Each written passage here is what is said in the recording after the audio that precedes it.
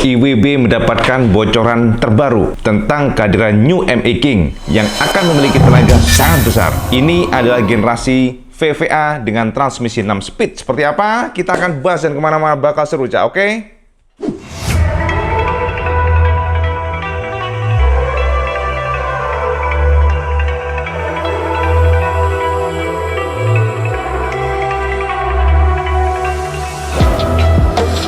Calm before the storm.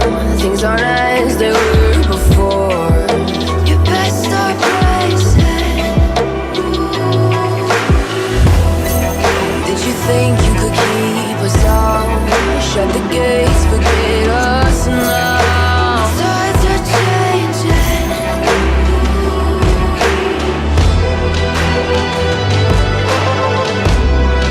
Can you hear this?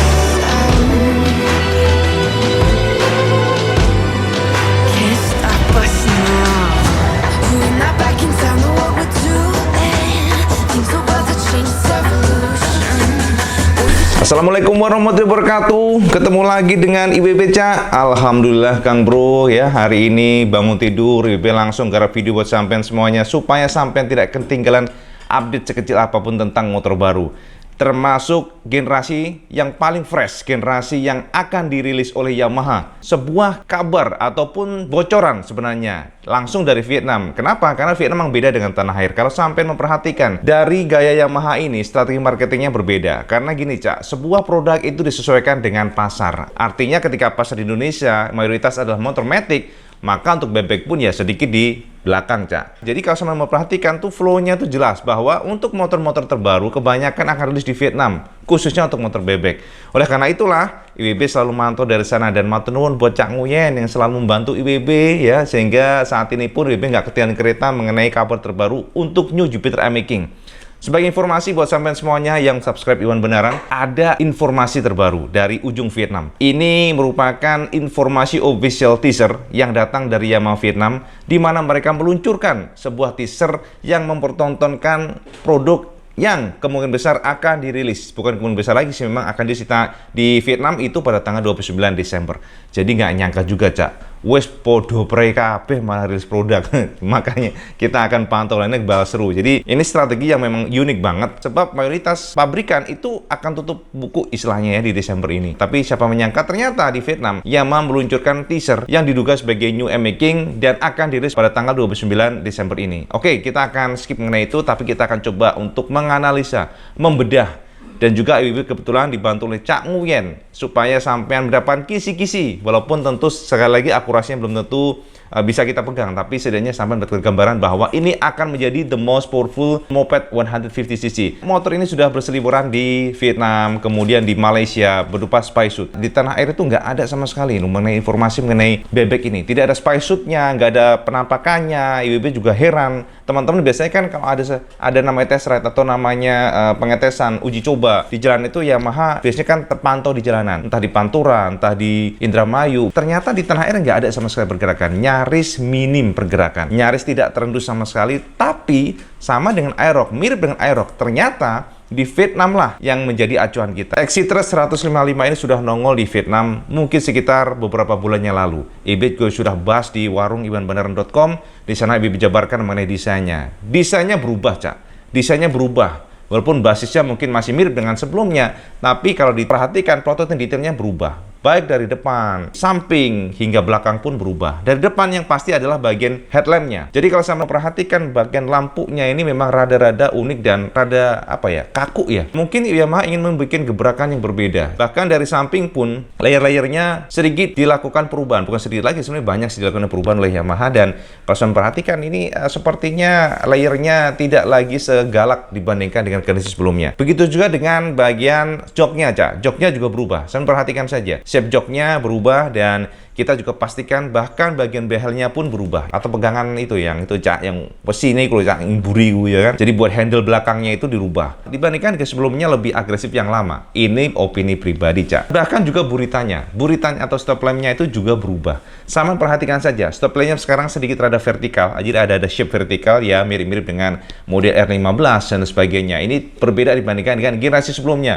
Bahkan fender belakang pun berubah. Sama bisa lihat di gambar samping ini. Fender belakangnya besi atau plat yang biasanya nongol di bagian penyangganya itu tidak kita temukan pada generasi terbaru. Jadi pada generasi terbaru yang disinyalir sebagai New XC355 atau M-Making ini dibungkus oleh plastik, Cak. Jadi itu sekilas mengenai generasi terbaru M-Making atau XC355 yang nongol di Vietnam ya, bukan di tanah air. Sekali lagi itu nongol di Vietnam. Jadi matur nuwun buat Cak Nguyen yang selalu share ke IWB, dan disinyalir itu adalah generasi terbaru yang akan dirilis Desember ini tanggal 29. Pada teaser ini sampean akan menemukan sebuah frame atau video yang menunjukkan seperti sosok laki-laki menarik busur panah ya kan, kemudian melepaskan anak panah. Ini sebagai representatif bahwa motor yang terbaru bakal lebih powerful. Cak, dari sanalah IWB tidak mungkin menggunakan ilmu lampah lumpuh. Tidak mungkin menggunakan ilmu kabut tunggal, karena itu kan di Vietnam. Mau nyebrang laut juga nggak bisa, Cak. Jadi, mau nggak mau IWB harus minta bantuan sama Cak Nguyen. Bagaimana motor ini? Seperti apa motor ini? Dan sampai akan terbengong-bengong dengan analisa dari Cak Nguyen. Yang pertama adalah dari sisi headlamp, Cak. Berdasarkan dari analisa Cak Nguyen, sepertinya New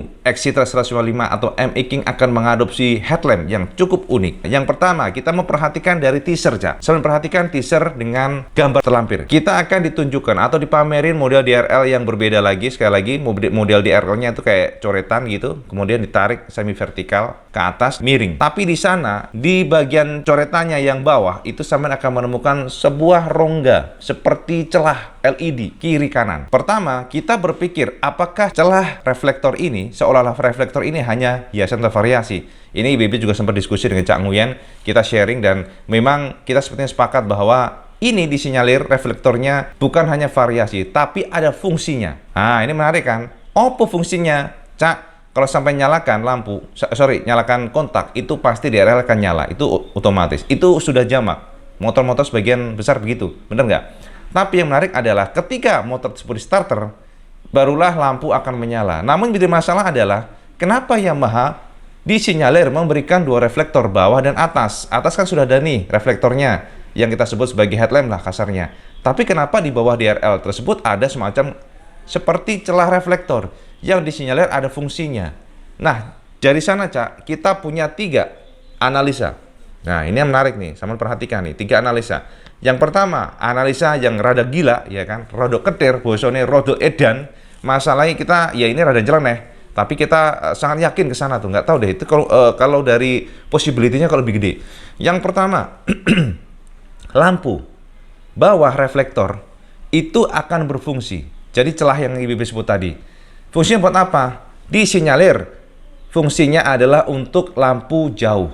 Jadi far light atau passing light atau lampu dim. Ini analisa pertama. Jadi lampu bawah itu adalah untuk lampu jauh yang reflektor bawahnya dari darat. Sementara yang atas itu adalah lampu dekat. Jadi ketika motor jalan pada kondisi default, maka yang nyala pertama kali adalah lampu atas. Kecuali sama ngedim, lampu jauh itu yang nyala bagian bawah. Ini analisa pertama. Jadi ini kalau memang benar terbukti memang bakal menjadi sebuah gebrakan yang cukup berani dari Yamaha, karena kita tahu bahwa tidak banyak, mungkin tidak ada mungkin ya bebek yang memiliki sistem mekanisme lampu split kayak gitu, terpisah, satu ke atas, satu di bawah.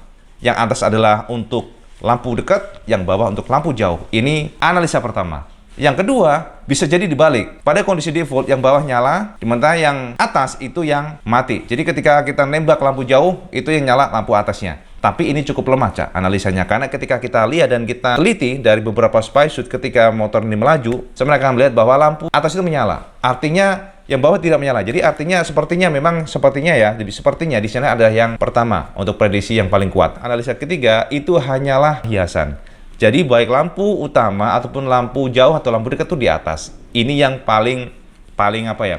Ya paling terakhir lah dari analisa kita. Apapun itu kita akan buktikan nanti, karena ini akan menjadi hal menarik tentunya. Ini akan berpengaruh lah pada tanah air. Terus gimana dengan sektor dapur pacu? Ini ada generasi yang bakal benar-benar all new untuk engine-nya. Itu prediksi kita sementara, dan IB mendapatkan bocoran dari Cak Nguyen. Tahu nggak, Cak Nguyen gila.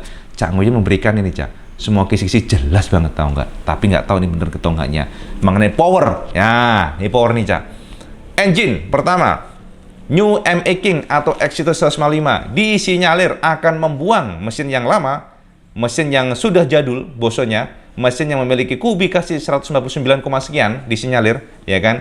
Itu akan dibuang dan diganti dengan new generation dari engine yang sudah banyak berseliweran, yakni sudah menggunakan VVA, Oke, variable valve actuation. Jadi akan menggunakan VVA dan untuk kubikasinya akan merangkak dari 149, sekian menjadi 155,1. Sama yang catat, Cak. Ini bocoran dari Vietnam yang Ibe terima. Oke. Kubikasi melar menjadi 155,1 untuk new ME King atau Exciter 155. Kemudian yang kedua, yang pasti sudah VVA. Dan yang ketiga, disinyalir akan mengadopsi transmisi 6 speed, tidak lagi 5 speed. Jadi untuk yang generasi baru ini sudah 6 speed seperti motorsport. Dan yang ketiga, ini yang paling menarik, powernya aja. Dengan semua kenaikan dari kompresi kemungkinan naik dan juga dari kubikasi naik dan transmisi 6 speed, disinyalir powernya akan merangkak dari sebelumnya 15,3 sekian. Untuk new ME King kemungkinan besar akan merangkak menjadi 17,9 PS pada 8.500 RPM. Ya, sampai catat nih. Pada 8.500 atau 9.500 ya, Ibu agak lupa nih. Namanya juga bocoran kisi-kisi. Pokoknya dia akan merangkak menjadi 17,9 PS dari sebelumnya 15,3 PS. Edian tenan, Cak. Jadi artinya jika ini terbukti Kang Mas, berarti new ME King atau Exciter 155 akan menjadi the most powerful moped bike ya, moped bike 150cc Asia. Ini adalah bocoran yang Ibu terima dari Vietnam. Itu mengenai dapur pacu, Ibu sudah jabarkan ke sampean. Sekilas. Benar atau tidaknya ya monggo mawon Mas diterima, ditampung. Ibu juga nggak tahu apakah benar atau enggak ya. Kita akan lihat saja nanti pas peluncuran. Kemudian lainnya mengenai bobot. Bobot kemungkinan besar akan melar. Jadi bobotnya tidak akan seenteng sebelumnya. Dari sebelumnya 116 kemungkinan besar bobot yang baru ini akan merangkak 3 kg mencapai 119 kg untuk new Exciter 155 atau ME King. Jadi pastilah, Cak, dengan engine besar, engine lebih gede, kemudian juga beberapa revisi harusnya memang merangkak untuk bobotnya. 116 sebelumnya menjadi 119 kg untuk yang new ini. Yamaha disinyalir akan tetap mempertahankan ukuran ban. Jadi untuk new ME King ini tidak ada perubahan untuk sektor kaki-kaki, 90 depan dan 120 belakang. Ya, jadi ngono wae, Cak. Sekilas informasi IWB dan motor ini akan dirilis ya. Sekali lagi motor ini dirilis di Vietnam bukan di tanah air pada tanggal 29 Desember 2020. Jadi kita akan pantau, IB juga akan pantau, dan IB akan share ke sampean semuanya secepatnya jika nanti pas rilisnya sudah official. Jangan khawatir, Cak, makanya subscribe dengan Iwan beneran biar sampean nggak ketinggalan kereta, karena bagaimanapun kehadiran new ME King atau Exciter 155 di Vietnam ini akan berpengaruh juga di tanah air ya. Walaupun secara market mungkin sekali lagi marketnya tidak segede di Vietnam untuk bebeknya, tapi seharusnya akan tetap menjadi acuan bagi tanah air untuk merilis new ME King dengan desain dan juga spek yang serupa. Matur nuwun sampeyan sudah menonton video beneran sekali lagi, dan kalau sampeyan suka video ini sampeyan like, share dan subscribe, dan jangan lupa juga sampeyan sholat lima waktu, Cak. Jangan pernah tinggalkan sholat, itu yang paling penting. Assalamualaikum warahmatullahi wabarakatuh. Salam Just Gandos.